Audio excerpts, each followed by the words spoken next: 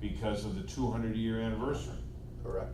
So you're not taking a group overseas. We're going to go to West Memphis.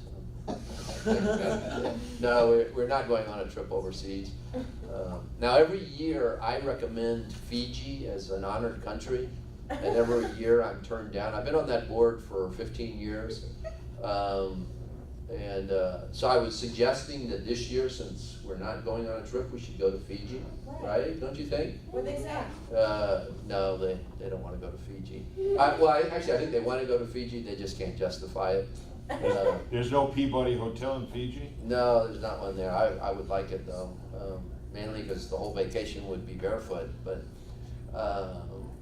yeah, we honor a country every year, and every year I go on the trip. Sometimes I've actually gone on 2 trips because not many people know we actually take 2 trips.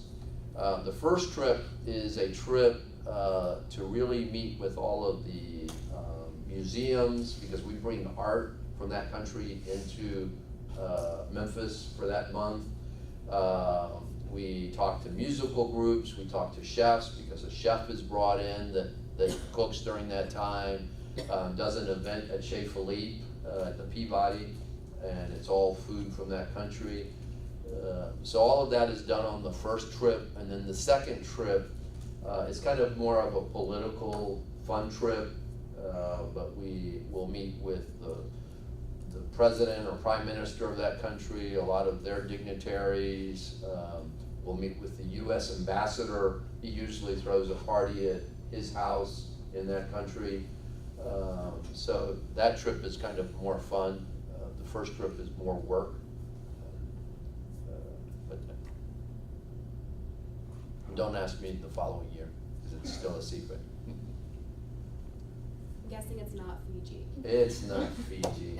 You got that right. Tell us a little bit about the, Is that paper moving around? I think it, is this it? I think I've got it. there's 2. No, this is mine. There's the other one. There's yours right there, Doug. Now remember, don't sign it if you don't want to work. So let's talk about that working for a second. So I had a discussion with somebody recently in your school about this exact thing. So some of the teachers, obviously not Dr. Rome, right? You're a doctor, right? Well, Of no. something. Depends.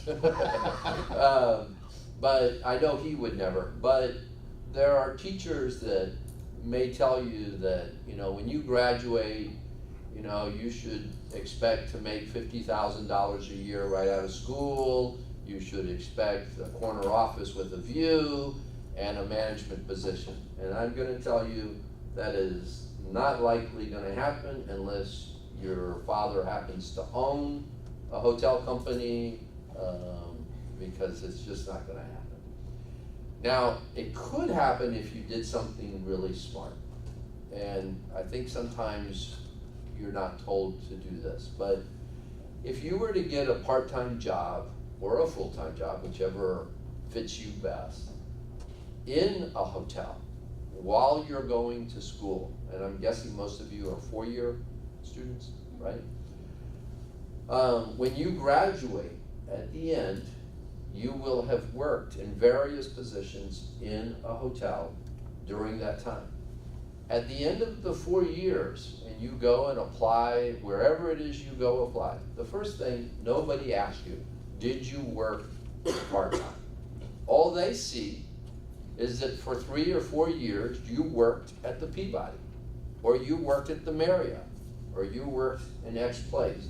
So they see that as, one, you have stability, because you've worked someplace for a good period of time. 2, you've worked in several jobs. Let's say you work in the front office. So chances are, over a 3-year or 4-year period, you could end up being a concierge, a front desk clerk, work in guest services, work in various different areas. So that when you graduate at that year, chances are the hotel you've been working in is going to promote you right away. And every student that I've hired that did that is a manager now at the Peabody. One of the more recent ones is Kristen Cicalotti. She's a manager, front office manager, or assistant front office manager. But almost every student that has worked the full time ends up going into a management position. So whatever the teachers are telling you, I'm telling you, real life is go out and get a part-time job, even if it's just 2 days a week or 3 days a week, whatever you can afford, and work and is in many departments as you possibly can, and try to stay in the same hotel so that you get that longevity on your resume. It looks really good to see that you've worked someplace for 3 years. Because most people coming out of college, you know, they've worked at McDonald's and TGI Fridays but to show that you've worked in the area of your career, I mean, if you all want to be in the hotel business, then do that. If your interest is in the restaurant business, then do that. If it's to be a travel agent, then do that. But work wherever it is that you want to be. Does that make sense? But trust me, if you think you're gonna, now I will tell you, our cocktail servers in the lobby bar, they make well over $50,000 a year. Our bartenders do. We've got one bartender, Anna, who's actually from Poland, but Anna got her master's here at Memphis. She's been a bartender for us probably 10 years. When she got her master's and graduated, the problem is where she, in her career, it's not the hotel business, but in her career where she would want to work, she would have to probably take a $20,000 or $30,000 cut in pay. Because she's not going to make, she probably makes $60,000, $70,000, $80,000 a year, depending on the year and everything else. I mean, she makes great money, which is another misnomer about the hotel business that a lot of people don't realize is that, and it's only in the US. If you go to Europe, a cocktail server, a room service waiter, or whatever, in Europe, they see that as a career. You know, a room service waiter at the Four Seasons in Munich, in Germany, probably makes $70,000, $80,000 a year. That's pretty good for a career. But in the US, we say, oh, he's just a room service waiter. You know, the reality is, do you want to work at First Tennessee and make, you know, $32,000 a year, but be a bank assistant manager, or a room service waiter making $75,000 a year? And, you know, there's a big difference. But we tend in the U.S. to look down on the positions. Chefs make great money. I don't know if any of you like to cook, but chefs, incredible salaries. The executive chef at the Peabody makes close to $200,000 a year. You know, so it's great. The other thing I always like to mention is think about who you want to work for. Does everybody here, I'm just assuming, does everybody want to work in hotels? Mm-hmm. Yeah? So, Well, there may be a few restaurant people. a few restaurants, but I always like to use this analogy. Let's say that you just won the lottery, Wish. okay?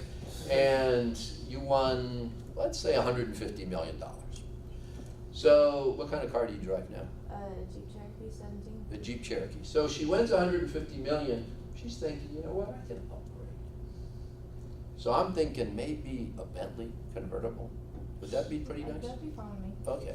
So she's now got the check. She's got the $150 million, and she goes to the Bentley dealership, drives the Bentley, and while she's there, she realizes that they sell Rolls Royces as well. So she says, what the heck? They've got convertibles. The Cornish Rolls Royce is beautiful convertible Rolls Royce. So why not drive that too, right? Yeah. So she takes one for a drive. She's now driven a Cornish Rolls Royce, and she's driven now the Bentley convertible. She's trying to decide, she says, you know what, I'm going to sleep on it tonight, okay? And while she's driving home, she passes a Ford dealership, okay? And she says, you know what, I'm going to stop in the Ford dealership. And you know what, the highest selling car that Ford had, not anymore, but for this story, it used to be, is the Ford Taurus, okay? It was one of their highest selling cars, well-made car, well-built, lasts you forever, you can drive it into the ground. She's going to test drive the Ford Taurus. Not. She's not, is she? You can afford a Bentley or a Rolls Royce and she just test drove them. You think she's gonna stop at Ford on the way home? No. They're two different types of cars. They're both great cars. One is handmade, the other one, you know, is built to be driven 200,000 miles, right? But they're very different cars. Well, so is Holiday Inn, and so is Four Seasons. Two different companies completely. Holiday Inn, largest hotel company in the world, probably one of the most profitable hotel companies in the world. Four Seasons, completely different company. The GMs in those two hotels, very different. The management team in those hotels are very different. Now, there are things that are similar in those hotels, but the reality is they're very different hotels. But you have to decide at some point over the next 2 or 3 years, who do you want to work for?